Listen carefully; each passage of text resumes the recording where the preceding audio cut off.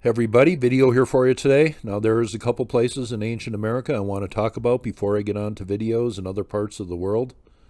And I want to thank people for sending me all the messages. Some of these places that I get messages about I've never heard about before, but it really helps spur this series along.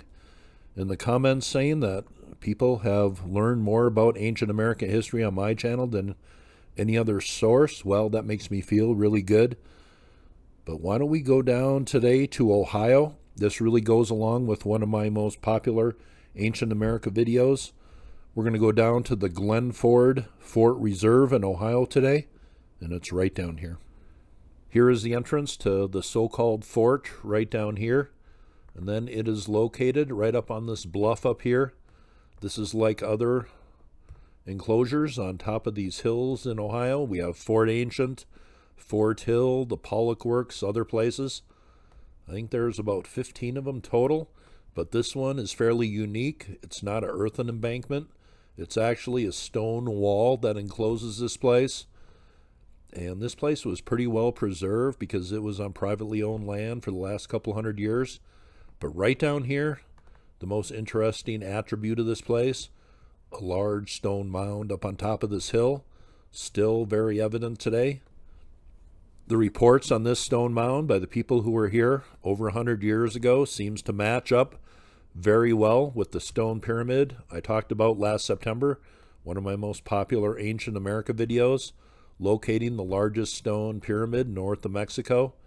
And it is right down here. I used some old maps. The property owner confirmed the remnants were still up here. This was dismantled in the 1800s. It's right there, dismantled in the 1800s for dam construction. But stone pyramids are very rare in the ancient United States. But this place seems to match up very well with the Glenford Fort stone mound. It's only about 6 miles away.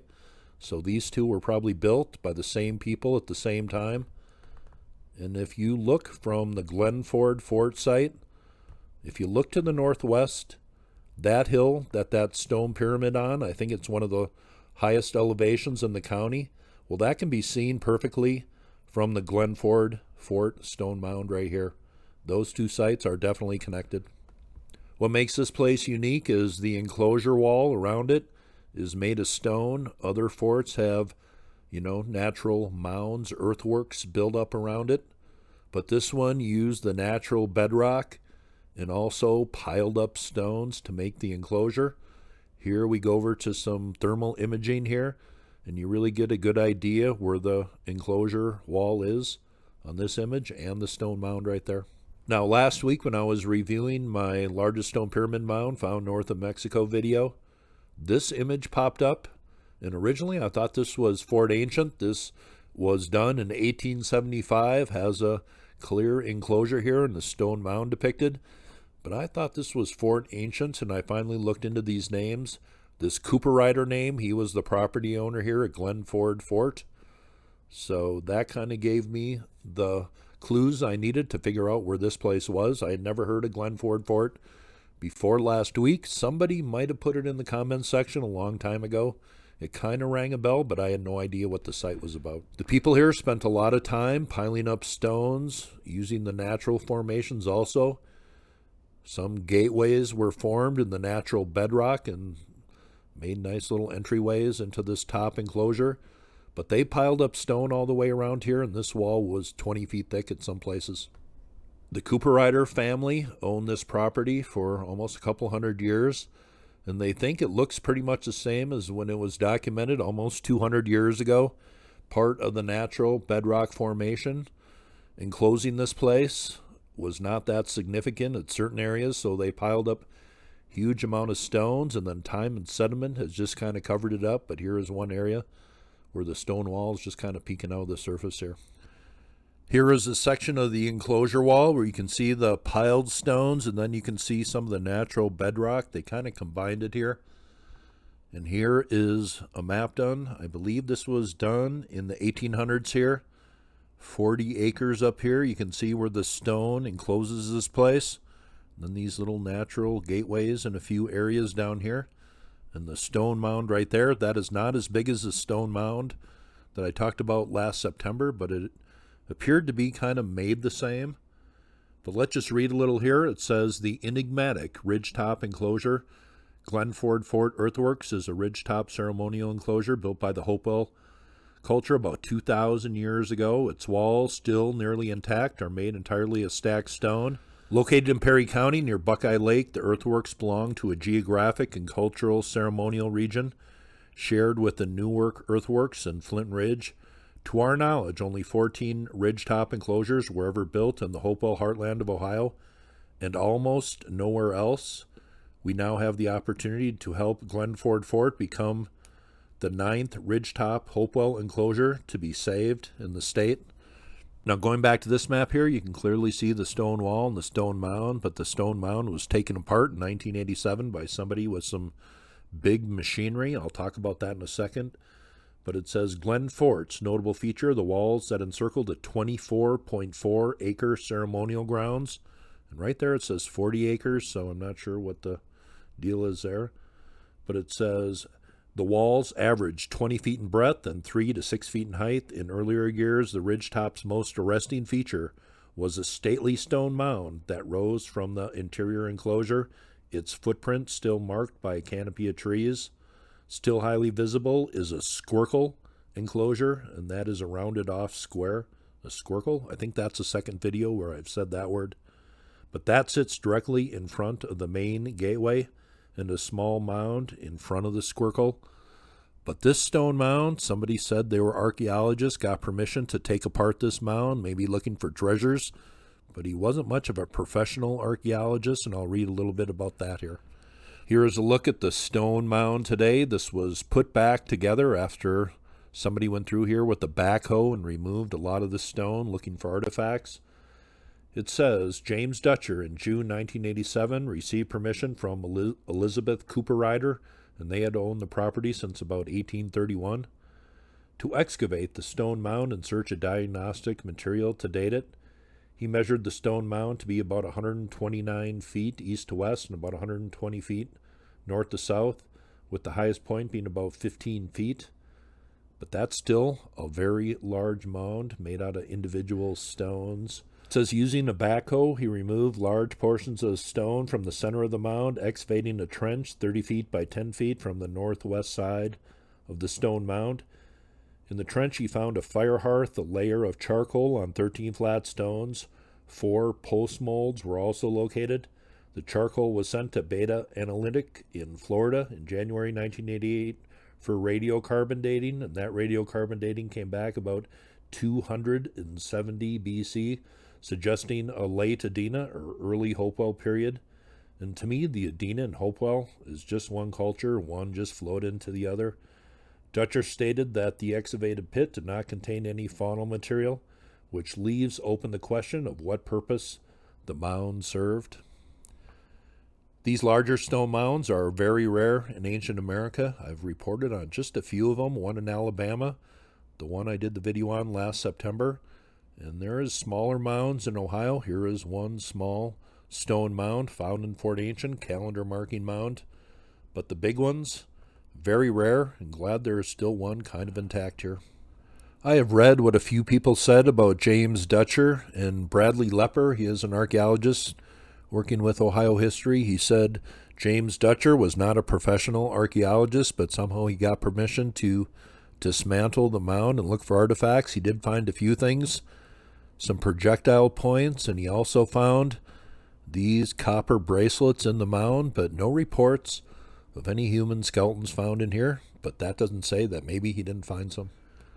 Those are the only pics of the artifacts I could find, but I guess there was also pottery shards, other copper ornaments, some pipe fragments also found when a trench was dug through here, 30 by 10 feet, so that would have destroyed a nice section of the mound, but certainly wouldn't got into all of it.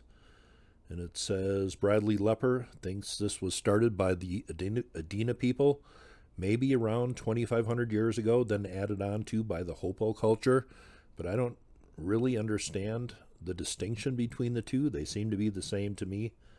It says whether Glenford Fort's features align with celestial bodies and events like other mounds and structures built in nearby Newark, or more distant Chillicothe is still unclear, but I showed you how those two sites, the one up by just north of Buckeye Lake, that stone pyramid, aligns with Glenford Fort, at least visually.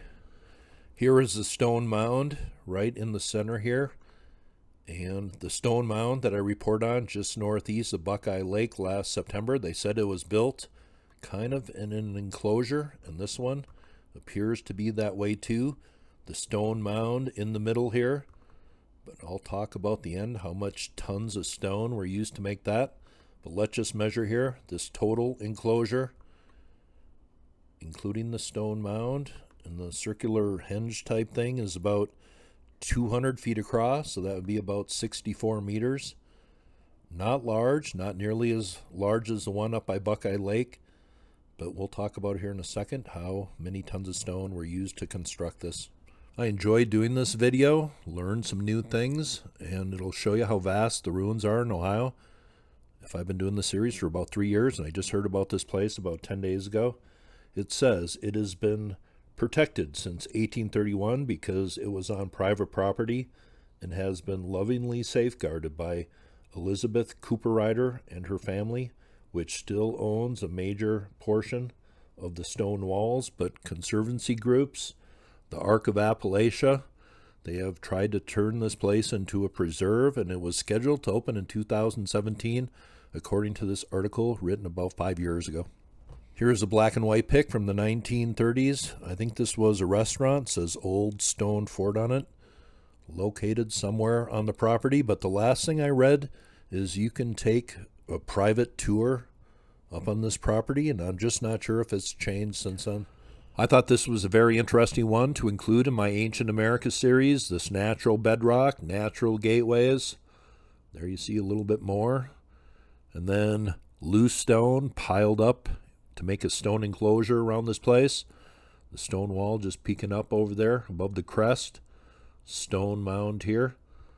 But let's just do a little reading here. It says, based on the average size of the stones in the wall and the present wall width and height of it, I had a friend of mine estimate the number of stones in the wall and in the mound.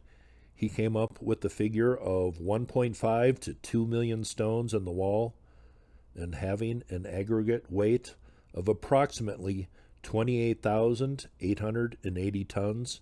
And he thinks there was about the same amount of stone in the stone mound, over 28,000 tons. I did a lot of reading Tuesday night, and they say this place is not well known. I'm curious, people who live in this area, are you familiar with this ancient place? But it seems to be connected to that stone pyramid I talked about in September, the largest stone pyramid north of Mexico in shape. They seem to be the same. So I thought that was very interesting. And also they mentioned Flint Ridge, and that is right up here. Let's just talk about that for 1 second here. Here is Flint Ridge. They say the history here might go back about 10,000 years. And they also say this is one of the only other places that there is a stone enclosure wall surrounding. There is no notable mounds up here, but there used to be one, I believe, right in this area here. Let's take a look at what was found in that mound. Here is a PDF I will leave the link to below, but here is a diagram made by Cyrus Thomas in 1894 of the stone fort on Flint Ridge. This enclosure wasn't as big as the one down there at Glenford, but there is a mound perfectly seen right there. Let's take a look at what was found inside that mound. Here is a look at the excavation of what they called the Hazlitt Mound at Flint Ridge. Once they got down into the mound, they found a stone structure inside of here, and it's called a flint-walled house inside of the Hazlitt Mound. But people, this culture was using stone to make constructions in these hilltop fort enclosures over 2,000 years ago. That is a video on the Glenford Stone Mound and Fort. Seems to be connected to Flint Ridge up there, about 8 miles north, and also about 6 miles to the northwest, the stone pyramid I talked about last September. But that is very interesting. People a long time ago said, well, these stone ruins, they certainly didn't come from the natives. Well, that is total BS. There was some stone constructions made by the Hopewell Adena culture here in Ohio. This is one of them. Good sized stone mound there. Don't get to report on those all the time. I've talked about one in Alabama, that other one in Ohio, few in Georgia, few in Tennessee, stone enclosures. But that was a video, Ancient America. Hope you enjoyed it, and you all have a very nice day.